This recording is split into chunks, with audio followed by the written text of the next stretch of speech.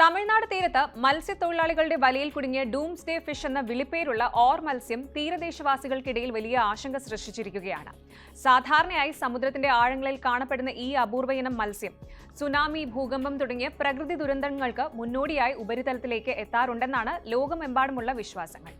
ലോകത്തിലെ ഏറ്റവും നീളമുള്ള അസ്ഥി മത്സ്യ ഇനങ്ങളിൽ ഒന്നാണ് ഓർഫിഷ്. വെള്ളി നിറത്തിൽ റിബൺ പോലെ അല്ലെങ്കിൽ പാമ്പിന്റെ രൂപം പോലെ നീണ്ട ശരീരമുള്ള ഈ മത്സ്യത്തിന് 30 അടി വരെ നീളം വയ്ക്കാൻ സാധിക്കും.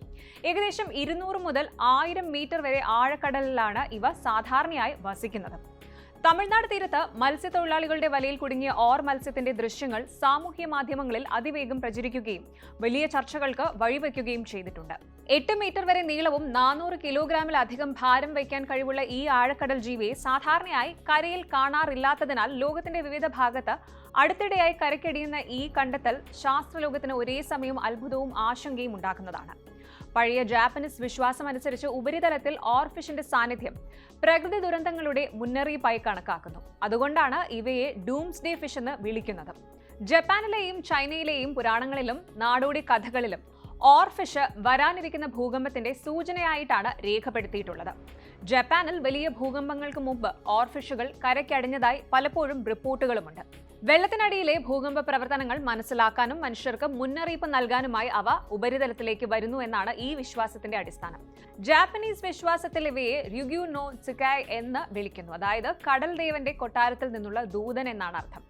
കടലിനടിയിലുണ്ടാകുന്ന പ്രകമ്പനങ്ങൾ കാരണമാണ് ഈ മത്സ്യങ്ങൾ ഉപരിതലത്തിലേക്ക് വരുന്നത് എന്നാണ് പരക്കെ വിശ്വസിക്കപ്പെടുന്നത്. ഈ വിശ്വാസം കൂടുതൽ ശക്തി പ്രാപിച്ചത് 2011 ജപ്പാൻ ഭൂകമ്പത്തിനും സുനാമിക്കും ദിവസങ്ങൾക്ക് മുമ്പ് ജപ്പാന്റെ തീരങ്ങളിൽ നിരവധി ഓർ മത്സ്യങ്ങൾ കരയ്ക്കടിഞ്ഞതായി റിപ്പോർട്ട് ചെയ്യപ്പെട്ടതോടെയാണ്.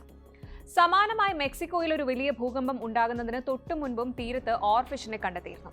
2011 ഫുകുഷിമ ഭൂകമ്പത്തിനും സുനാമിക്കും മുൻപുള്ള 2 വർഷങ്ങളിൽ ഡസൻ കണക്കിന് ഓർ മത്സ്യങ്ങൾ തീരത്തടിഞ്ഞതായും രേഖപ്പെടുത്തിയിട്ടുണ്ട്. ഈ സംഭവങ്ങൾ ഓർഫിഷ് ദുരന്തങ്ങളുടെ മുന്നറിയിപ്പാണ് എന്നുള്ള വിശ്വാസത്തെ കൂടുതൽ ബലപ്പെടുത്തി.